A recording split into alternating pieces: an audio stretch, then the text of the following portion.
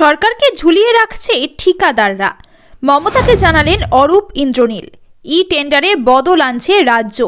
সরকারি কাজে স্বচ্ছতা আনতে ই টেন্ডার প্রক্রিয়া চালু করেছে রাজ্য, অথচ সেই ই টেন্ডারের সুযোগ নিয়ে কার্যত সরকারকেই ব্ল্যাকমেল করছেন একাংশ ঠিকাদার। অভিযোগ, টেন্ডার নিয়ে দিনের পর দিন সেই টেন্ডার ফেলে রাখছেন একাংশ ঠিকাদার। এমনকি কাজের বরাত নিয়ে নিজে কাজ না করে অন্যকে দিয়ে করাচ্ছে বলেও অভিযোগ। বৃহস্পতিবার নবান্নের প্রশাসনিক বৈঠকে এই বিষয়ে মুখ্যমন্ত্রীর দৃষ্টি আকর্ষণ করেন রাজ্যের দুই মন্ত্রী অরূপ বিশ্বাস ও ইন্দ্রনীল সেন। মমতা বন্দ্যোপাধ্যায় বলেন, এটা ডিপার্টমেন্টের করাপশন নয়, ই টেন্ডারের সুযোগ নিয়ে অনেকে সরকারকে অপব্যবহার করছে, বছরের পর বছর সরকারি কাজকে ঝুলিয়ে রাখছে। এদের সঙ্গে কম্প্রোমাইজের প্রশ্নই নেই। এরপর টেন্ডারের নিয়মে বদল আনার কথা জানান মুখ্যমন্ত্রী। বিস্মিত মুখ্যমন্ত্রী জানতে চান, এরকম কেন হচ্ছে? জবাবে অরূপ বলেন, পেনাল্টি ক্লজ না থাকার জন্যই হচ্ছে। সব ডিপার্টমেন্টে একই অবস্থা।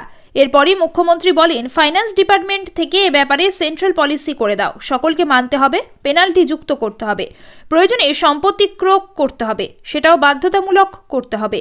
এই সময় রাজ্যের আর এক মন্ত্রী ইন্দ্রনীল সেন বলেন, ট্যুরিজম বিভাগে কাজের ক্ষেত্রে দেখেছি অনলাইনের সুযোগ নিয়ে অনেকে বাজার দরের চেয়ে প্রায় 35% লসে কাজ নিচ্ছে, তারপরে কাজ না করে ফেলে রাখছে। ফলে সরকারি কাজ সময়ে শেষ হচ্ছে না। যে টেন্ডার পাচ্ছে কাজের জন্য সংশ্লিষ্ট ঠিকাদার সংস্থার কাছ থেকে ব্যাংকে সিকিউরিটি অর্থ জমা রাখার প্রস্তাবও দেন ইন্দ্রনীল। তার কথায়, টেন্ডার ক্লজ না থাকার ফলে সরকারি কাজটাকে ডিস্টার্ব করার জন্য 100 টাকার কাজকে 70 টাকায় নিয়ে সেই কাজ করছে না। সিকিউরিটি মানি জমা রাখলে এটা বন্ধ হবে। এ সময় মুখ্যমন্ত্রী বলেন, অনলাইনে সুবিধাও আছে, অসুবিধাও আছে। তুমি ফিল্ড ভেরিফিকেশন না করে কেন কাজ দেবে? তার অথেন্টিসিটি কি আছে?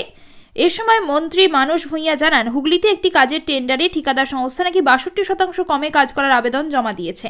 এসব শুনে মুখ্যমন্ত্রীর স্পষ্ট নির্দেশ, অনলাইন অফলাইন দুটোই রাখো, ক্রেডিবিলিটি, কোয়ালিটি এবং কাজ করার অভিজ্ঞতা দেখো, তারপরই টেন্ডার দেবে। সরকারি কাজে গাফিলতি বরদাস্ত করব না।